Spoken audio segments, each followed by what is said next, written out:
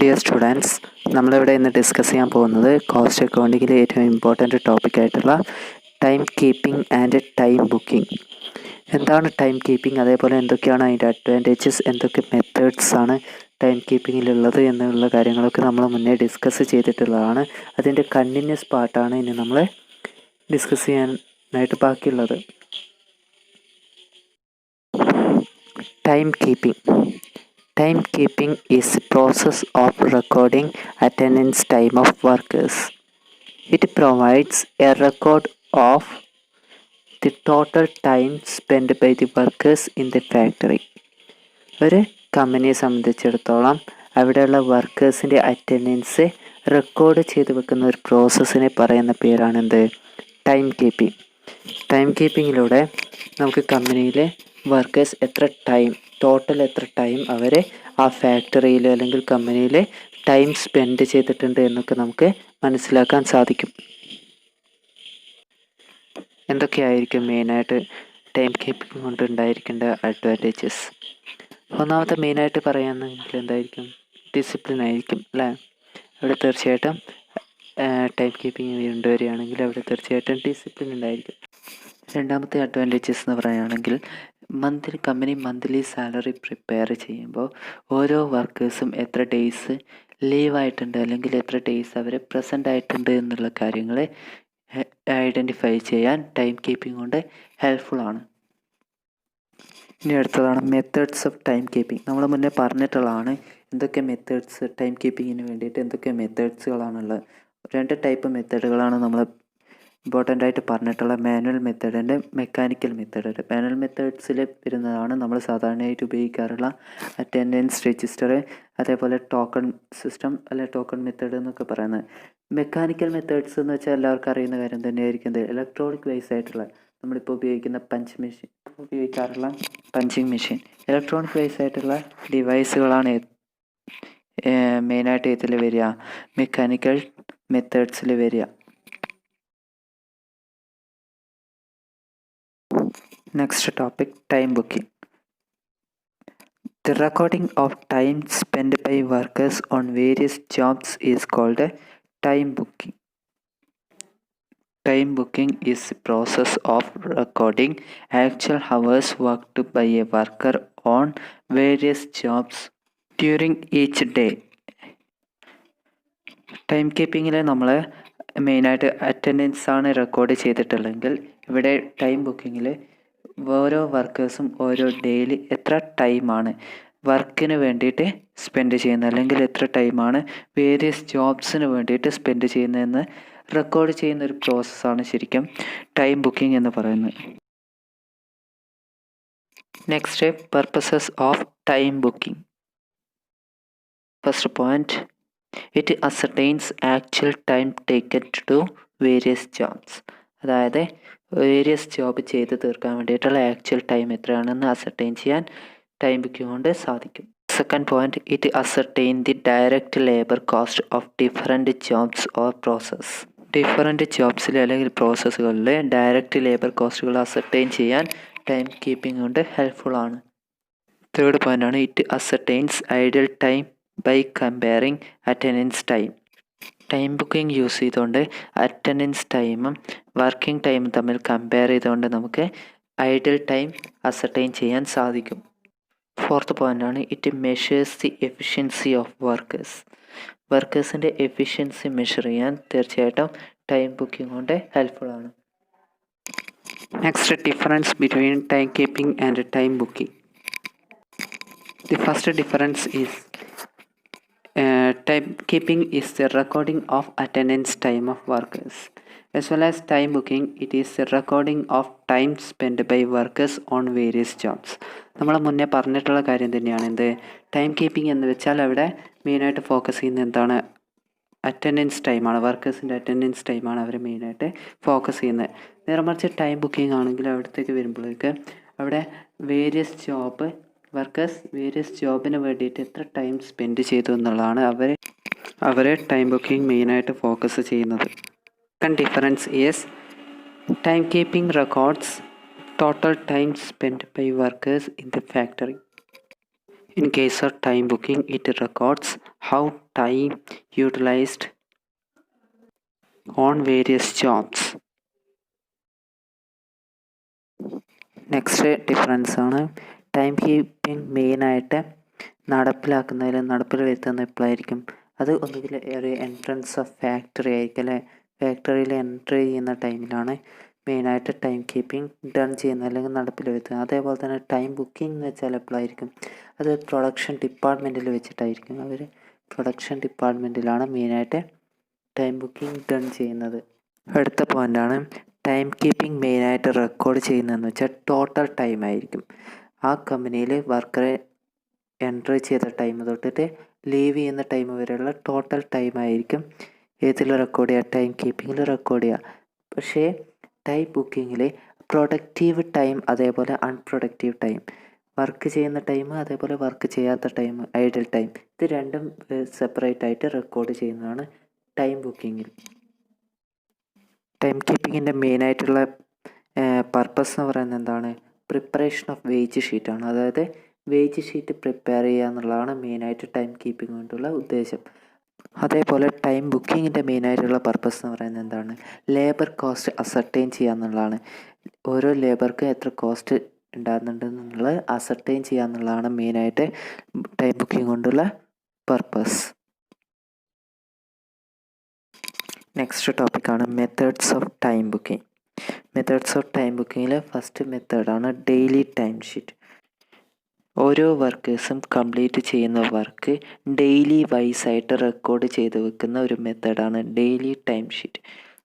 ഓരോ വർക്കേഴ്സിൻ്റെ കയ്യിൽ ഒരു ഡെയിലി ടൈം ഷീറ്റ് നൽകുകയും അവർ ഓരോ ദിവസവും വേരിയസ് ജോബിന് വേണ്ടിയിട്ട് എത്ര ടൈം വർക്ക് ചെയ്യുന്നു അല്ലെങ്കിൽ എത്ര ടൈം സ്പെൻഡ് ചെയ്യുന്നു എന്ന് അവർ റെക്കോർഡ് ചെയ്ത് വെക്കുകയാണ് ഡെയിലി ടൈം ഷീറ്റിൽ ചെയ്യുന്നത്. ഈ ടൈം ഷീറ്റിൽ മെയിനായിട്ട് ഇൻക്ലൂഡ് ചെയ്യേണ്ടത് ഓരോ വർക്കറിൻ്റെ നെയിം ആൻഡ് നമ്പർ, അതേപോലെ job number and starting and finishing time of each job. ഓരോ ജോബ് സ്റ്റാർട്ട് ചെയ്യുമ്പോൾ ഉള്ള ടൈം അതേപോലെ ഫിനിഷ് ചെയ്യുമ്പോൾ ഉള്ള ടൈം എന്ന കാര്യങ്ങളാണ് മെയിനായിട്ട് ടൈം ഷീറ്റിൽ റെക്കോർഡ് ചെയ്യേണ്ടത്.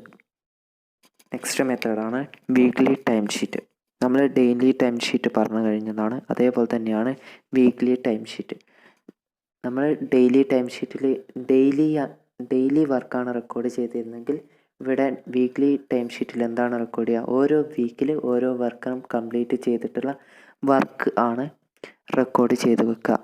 ആ മെത്തേഡാണ് ഇത് വീക്ക്ലി ടൈം ഷീറ്റ്.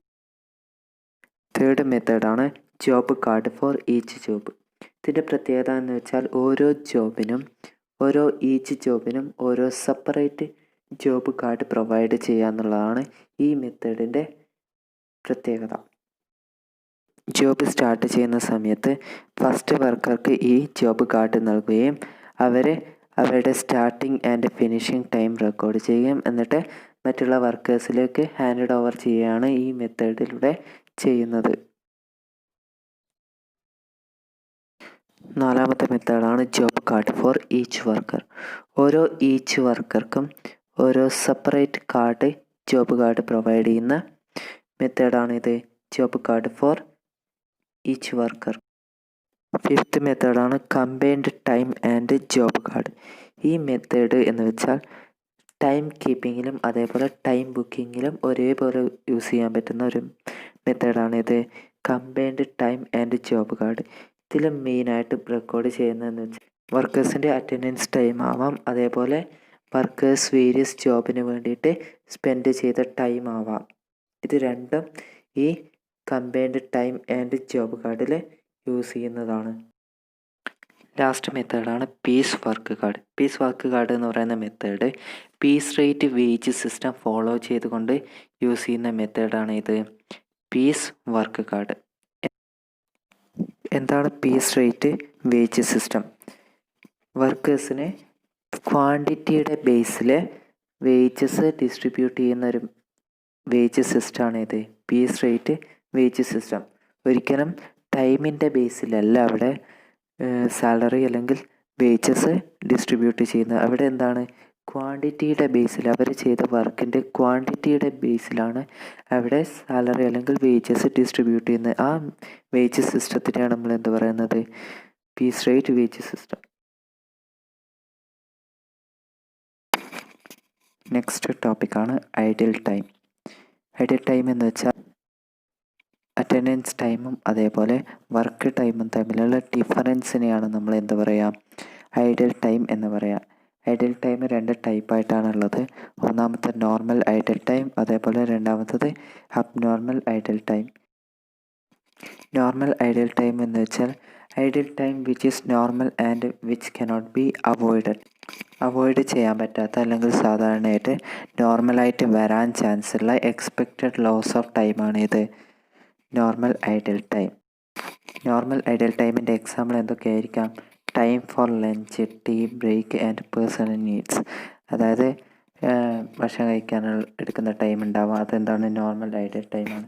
അതേപോലെ തന്നെ ഫാക്ടറിയുടെ എൻട്രൻസ് ഗേറ്റ് തൊട്ടിട്ട് വർക്ക് നടക്കുന്ന സ്ഥലം വരെ ഉണ്ടാകുന്ന മൂവ് ചെയ്യാൻ വേണ്ടിയിട്ടുള്ള ടൈം, അതെന്താണ്? ഒരു നോർമൽ ഐഡിയൽ ടൈമാണ്. അതേപോലെ തന്നെ മെഷീൻസ് സെറ്റ് ചെയ്യാൻ ആവശ്യമായിട്ടുള്ള ടൈം ഉണ്ടാവാം, അതും എന്താണ്? ഒരു നോർമൽ ഐഡിയൽ ടൈമാണ്. അവോയ്ഡ് ചെയ്യാൻ പറ്റാത്തതാണ്. നോർമലായിട്ട് വരുന്ന എക്സ്പെക്റ്റഡ് ലോസ് ഓഫ് ടൈമാണ് ഇത് normal ideal time. Next abnormal ideal time. ചില അബ്നോർമൽ റീസൺസ് കാരണം ഉണ്ടാകുന്ന ലോസ് ഓഫ് ടൈമാണ് ഇത് അബ്നോർമൽ ഐഡിയൽ ടൈം. എക്സാമ്പിളായിട്ട് എന്തൊക്കെയായിരിക്കാം? Breakdown of machinery, power failure, non availability of materials, strikes, ഇങ്ങനെയുള്ള കാര്യങ്ങൾ കൊണ്ട് ഉണ്ടാകുന്ന ലോസ് ഓഫ് ടൈമാണ് ഇത് അബ്നോർമൽ ഐഡിയൽ ടൈം. നെക്സ്റ്റ് ടോപ്പിക്കാണ് ഓവർ ടൈം. നമുക്കെല്ലാം അറിയുന്ന കാര്യമാണ് ഓവർ ടൈം എന്താണെന്നുള്ളത്. ഒരു വർക്കർക്ക് നിശ്ചയിച്ചുറപ്പിച്ചിട്ടുള്ള ഒരു ടൈം ഉണ്ടായിരിക്കും, അതായത് നോർമൽ ടൈം. ആ നോർമൽ ടൈമിൽ കൂടുതൽ അയാൾ വർക്ക് ചെയ്യുകയാണെങ്കിൽ അയാൾ എന്താ പറയുക? അയാളുടെ വർക്ക് ഓവർ ടൈം വർക്കാണെന്ന് പറയാം. ഫാക്ടറീസ് ആക്ട് പ്രകാരം ഒരു വർക്കർ ഒരു ഡേയിലെ 9 ഹവേഴ്സിൻ്റെ മുകളിൽ വർക്ക് ചെയ്യുകയാണെങ്കിൽ തീർച്ചയായിട്ടും അയാൾക്ക് ഓവർ ടൈം വേജസ് കിട്ടാൻ എലിജിബിളാണ്. അയാൾക്ക് ഓവർ ടൈം വേജസ് ലഭിച്ചിരിക്കണം. ഇങ്ങനെ ഒരു ചോദ്യം കിട്ടിക്കഴിഞ്ഞാൽ നമ്മളെങ്ങനെയാണ് ഓവർ ടൈം വേജസ് കാണുക എന്നുള്ളതാണ് നമ്മളിനി ഡിസ്കസ് ചെയ്യാൻ പോകുന്നത്. ഈ ചോദ്യത്തിൽ ഒരു വർക്കർ കൃത്യമായിട്ട് പറയുന്നുണ്ട് അയാളുടെ നോർമൽ ഹവേഴ്സ് എന്ന് പറയുന്നത് എത്രയാണ്? വീക്കിൽ 44 ഹവേഴ്സാണ്. അതേപോലെ തന്നെ അയാളുടെ ആക്ച്വൽ ഹവേഴ്സ്, അയാൾ വർക്ക് ചെയ്തിട്ടുള്ള ആക്ച്വലായിട്ടുള്ള അവറും തരുന്നുണ്ട്. അയാൾ തീർച്ചയായിട്ടും എത്ര 44 അവർ വർക്ക് ചെയ്താൽ മതിയായിരുന്നു, പകരം അയാൾ എത്ര അവർ വർക്ക് ചെയ്തിട്ടുണ്ട്? 50 അവർ വർക്ക് ചെയ്തിട്ടുണ്ട്. ആ ചോദ്യം കണ്ടാൽ തന്നെ നമുക്ക് എന്ത് മനസ്സിലാക്കാൻ പറ്റും? അവിടെ ഓവർ ടൈം അല്ലെങ്കിൽ ഓവർ ഹവേഴ്സ് അവർ വർക്ക് ചെയ്തിട്ടുണ്ട് എന്ന് മനസ്സിലാക്കാൻ പറ്റും. നമ്മൾ ആദ്യം ഓവർ ടൈം ഹവേഴ്സ് വർക്ക്ഡ് എന്ന് പറഞ്ഞിട്ട് എത്ര ഹവറാണ് അയാൾ ഓവർ ടൈം ചെയ്തിട്ടുള്ളതെന്ന് കണ്ടുപിടിക്കണം. എങ്ങനെയാണ്? 50 ഹവേഴ്സാണ് ആക്ച്വൽ ഹവേഴ്സ്, അതേപോലെ തന്നെ 44 ഹവേഴ്സാണ് നോർമൽ ടൈം. 50 - 44 = 6 ഹവേഴ്സാണ് അയാൾ ഓവർ ടൈമിന് വേണ്ടിയിട്ട് ഹവേഴ്സ് വർക്ക് ചെയ്തിട്ടുള്ളത്. ഓവർ ടൈം ഹവേഴ്സ് കണ്ടുപിടിച്ചതിന് ശേഷം നമ്മൾ ഓവർ ടൈം റേറ്റ് കണ്ടുപിടിക്കണം. ഓവർ ടൈം റേറ്റ് എന്ന് വെച്ചാൽ ഓവർ ടൈമിന് ഏത് റേറ്റ് വെച്ചിട്ടാണ് വേജസ് നൽകേണ്ടതെന്നുള്ളതാണ്. ഓവർ ടൈം റേറ്റിന് നമുക്ക് അഡ്ജസ്റ്റ്മെൻറ്റ് പറയുന്നുണ്ട്. 200% ഓഫ് നോർമൽ റേറ്റ്. നോർമൽ റേറ്റിൻ്റെ 200% ആണ് എന്ത്? ഓവർ ടൈം റേറ്റ് എന്ന് പറയുന്നത്. നമുക്ക് നോർമൽ റേറ്റ് എന്ന് പറഞ്ഞിട്ട് എത്ര തന്നിട്ടുണ്ട്? 20 രൂപയാണെന്ന് തന്നിട്ടുണ്ട്. ആ 20 രൂപയുടെ 200% ആയിരിക്കും ഇത് ഓവർ ടൈം റേറ്റ്. 20 × 200/100 ആണ് ഇത് overtime rate = 40 hour. 20 × 200/100 = 40 per hour ആയിരിക്കും overtime rate. Overtime rate കണ്ടുപിടിച്ചാൽ നമ്മൾ അടുത്തതായിട്ട് എന്ത് ചെയ്യണം? നോർമൽ വേജസ് കാണും. അതായത് നോർമൽ വർക്കിംഗ് ഹവർ അയാൾ ചെയ്തപ്പോൾ അയാൾക്ക് കിട്ടേണ്ടിയിരുന്ന വേജസ് എത്രയാണെന്ന് നമ്മൾ കണ്ടുപിടിക്കണം. അതായത് നോർമൽ വർക്കിംഗ് ഹവർ എന്ന് പറയുന്നത് എത്രയാണ്? 44 ഹവേഴ്സാണ്. ഓരോ നോർമൽ റേറ്റ് എന്ന് പറയുന്നത് എത്രയാണ്? 20 ആണ്.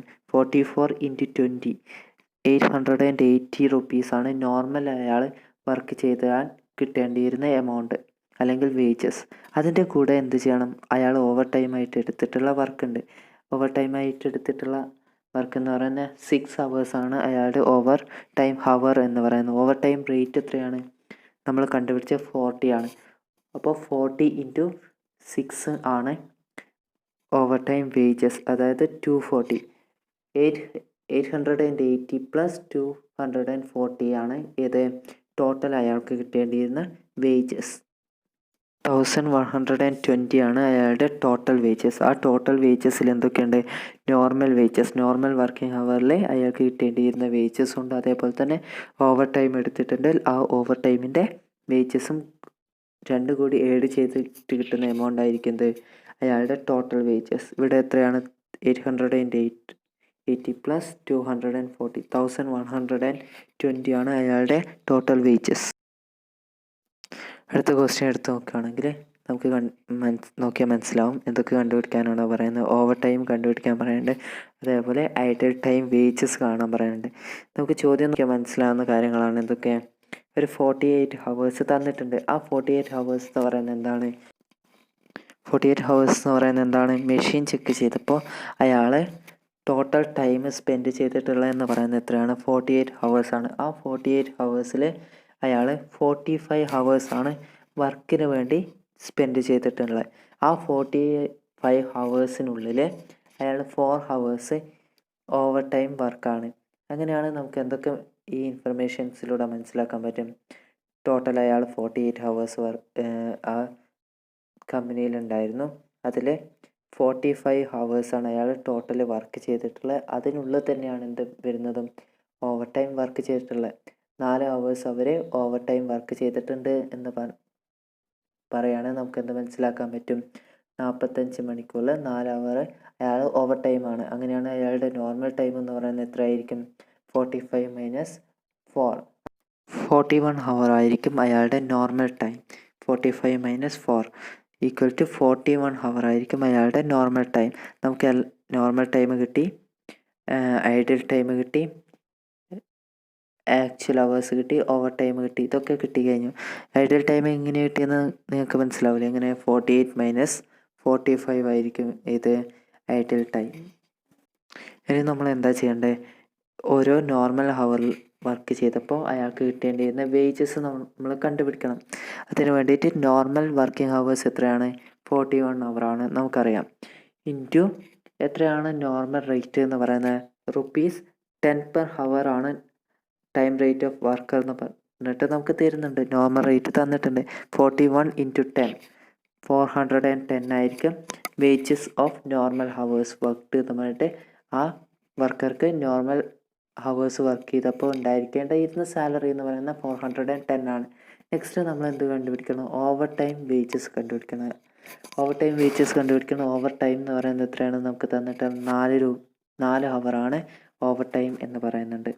അതേപോലെ തന്നെ ഓവർ ടൈം റേറ്റ് നമുക്ക് കണ്ടുപിടിക്കണം. എങ്ങനെ ഓവർ ടൈം റേറ്റ് കണ്ടുപിടിക്കുക? ഇവിടെ ഒരു കണ്ടീഷൻ പറയുന്നുണ്ട്. Over time is paid at 50% extra.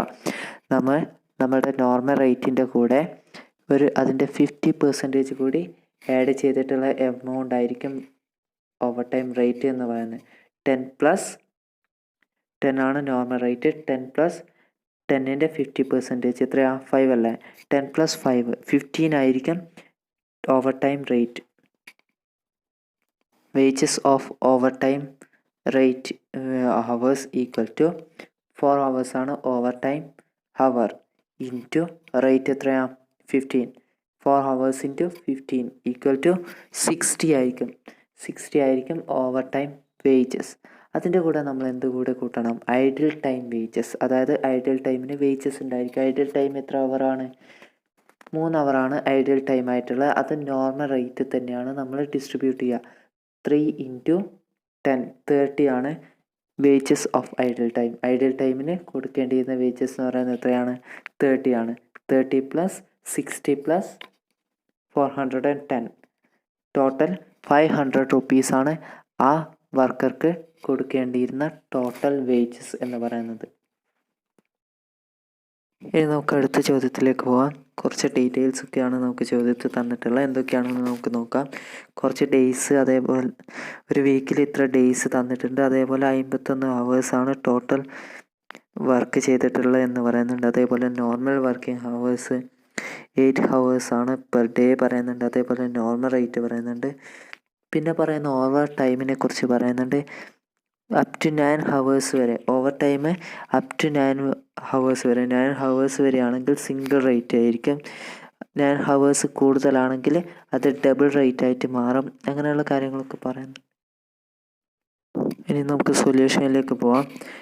അതിന് വേണ്ടിയിട്ട് നമുക്ക് പ്രോബ്ലം ചെയ്യുന്നതിന് വേണ്ടിയിട്ട് ആദ്യം ഡേയ്സ് എന്ന് പറഞ്ഞ കോളം വരക്കും. ഡേയ്സിൽ നമുക്ക് തന്നിട്ടുള്ള ഡേയ്സ് ഒക്കെ എഴുതും.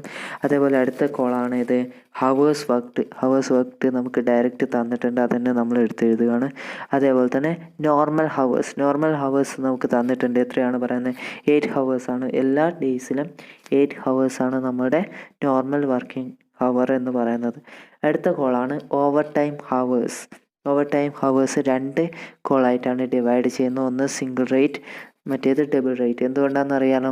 9 ഹവേഴ്സ് വരെ ഓവർ ടൈം വരികയാണെങ്കിൽ എന്ത് വരും? Single rate. 9 ഹവേഴ്സ് കൂടുതലാണെങ്കിൽ ഡബിൾ റേറ്റ്.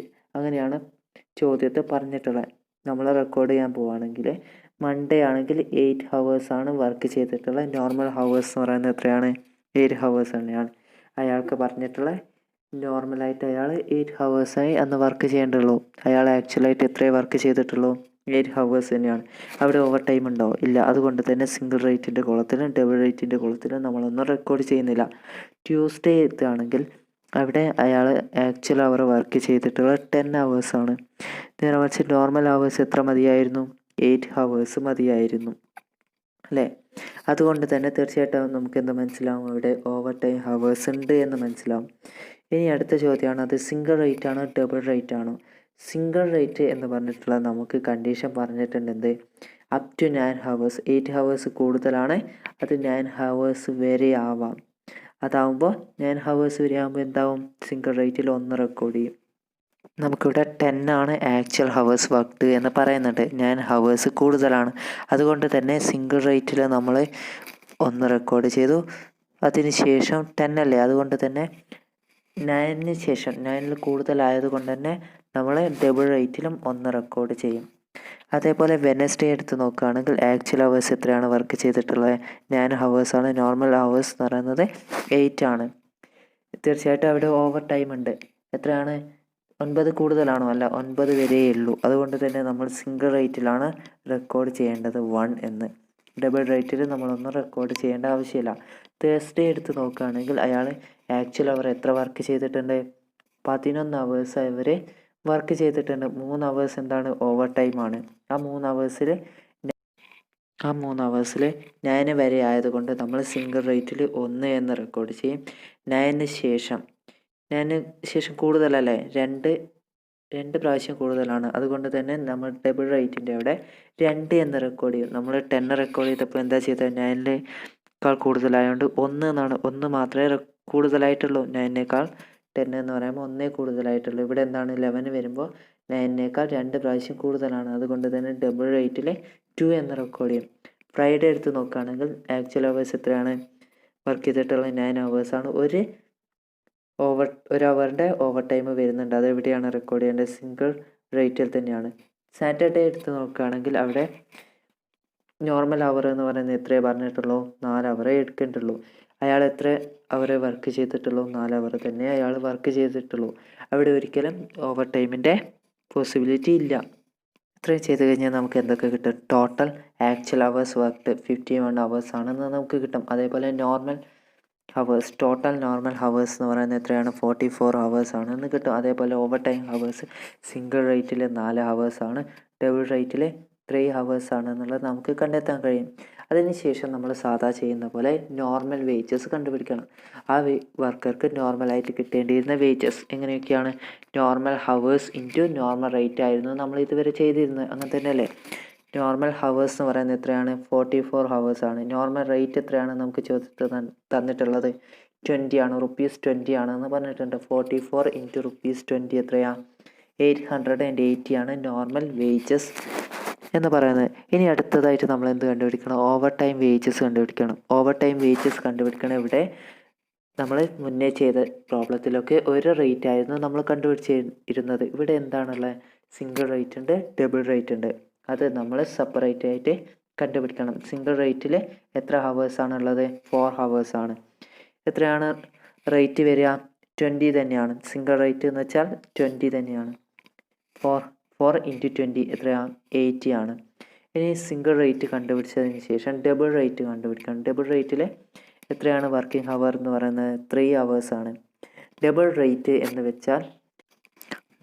എന്ന് വെച്ചാൽ സിംഗിൾ റേറ്റിൻ്റെ ഡബിൾ ആയിരിക്കും, ഇരട്ടി ആയിരിക്കും എന്ത്? Double rate. ഇവിടെ സിംഗിൾ റേറ്റ് എന്ന് പറയുന്നത് അല്ലെങ്കിൽ നോർമൽ റേറ്റ് എന്ന് പറയുന്നത് എത്രയാണ്? 20 ആണ്. ആ 20ൻ്റെ ഇരട്ടി ആയിരിക്കും. 20ൻ്റെ ഇരട്ടി എന്ന് പറയുമ്പോൾ എത്രയാണ്? 40 ആയിരിക്കും. 40 ആയിരിക്കും ഇവിടെ ഡബിൾ റേറ്റ് എന്ന് പറയുന്നത്. ആ ഡബിൾ റേറ്റിൻ്റെ വേജസ് കാണണമെങ്കിൽ നമ്മൾ എന്ത് ചെയ്യണം? 3 ഹവേഴ്സ് ആണെന്ന് പറഞ്ഞിട്ടുണ്ട്. 3 ഹവേഴ്സ് × 40 റുപ്പീസ് ആയിരിക്കും ഇത് ഡബിൾ റേറ്റിൻ്റെ വേജസ്. അതായത് 120 കിട്ടും. നമുക്ക് ടോട്ടൽ വേജസ് കാണാനുള്ള ഡീറ്റെയിൽസൊക്കെ കിട്ടിക്കഴിഞ്ഞ് നോർമൽ വേജസ് എത്ര കിട്ടി? 880 കിട്ടി. ടോട്ടൽ ഓവർ ടൈം വേജസിൽ സിംഗിൾ റേറ്റിൽ 80 കിട്ടി. അതേപോലെ ഡബിൾ റേറ്റിൽ 120 കിട്ടി. ടോട്ടൽ എത്രയാണ്? 200 പ്ലസ് 880 ഈക്വൽ ടു 1080. അതാണ് നമ്മുടെ ടോട്ടൽ വേജസ്. ഇതാണ് ഒന്നാമത്തെ അല്ലെങ്കിൽ ഒന്നാമത്തെ വഴി എന്ന് പറയുന്നത് ഇങ്ങനെയാണ്. അല്ലെങ്കിൽ നമ്മൾ സാധാരണ ചെയ്യാറുള്ള പോലെ നോർമൽ വേജസ് എത്രയാണ്? നോർമൽ വേജസ് കാണുമ്പോൾ നമ്മൾ 44 ഹവേഴ്സിന് പകരം എന്തെടുക്കും? ഇവിടെ 48 ഹവേഴ്സ് എടുക്കും. 48 ഹവേഴ്സ് × ₹20 എത്രയാണ്? 960 റുപ്പീസാണ് നോർമൽ വേജസ് കിട്ടുക. അടുത്തത് ഓവർ ടൈം വേജസ് കാണുമ്പോൾ ഓവർ ടൈം വേജസിൽ എത്രയാണ് നമ്മളോട് പറഞ്ഞിട്ടുള്ളത്? ഡബിൾ റേറ്റിൽ മാത്രമേ നമ്മൾ നോക്കുള്ളൂ. അതായത് 3 ഹവേഴ്സ് × ₹40 എത്രയാണ്? 120. നമുക്ക് നോർമൽ വേജസ് 960 കിട്ടി. അതേപോലെ ഓവർ ടൈം വേജസ് 120 കിട്ടി. ടോട്ടൽ എത്ര കിട്ടും? 1080 കിട്ടും. അതാണ് ടോട്ടൽ വേജസ്. എന്തുകൊണ്ടാണ് ഇവിടെ നോർമൽ വേജസ് നമ്മൾ ആദ്യം 44 ഹവേഴ്സ് എടുത്ത സ്ഥാനത്ത് ഇവിടെ 48 ഹവേഴ്സ് ആവുന്നത് എന്നുള്ള ഒരു ഡൗട്ട് തോന്നാം. എന്തുകൊണ്ടാണ്? നമ്മൾ നോർമൽ ഹവേഴ്സ് എടുത്തപ്പോൾ സിംഗിൾ റേറ്റ്, ഡബിൾ റേറ്റ് എന്ന് 2 ഓവർ ടൈം ഹവേഴ്സായിട്ട് ഡിവൈഡ് ചെയ്തിട്ടുണ്ട്. ഇവിടെ എന്ത് ചെയ്യാണ്? നമ്മൾ സെക്കൻഡ് മെത്തേഡിൽ 44 ഹവേഴ്സിൻ്റെ കൂടെ സിംഗിൾ ഓവർ ടൈം ഹവേഴ്സ് കൂടി കൂട്ടാണ്. 44 + 4 ഹവേഴ്സ്. അതുകൊണ്ടാണ് ഇങ്ങനെ കിട്ടുന്നത് 48 ഹവേഴ്സ് കിട്ടുന്നത്.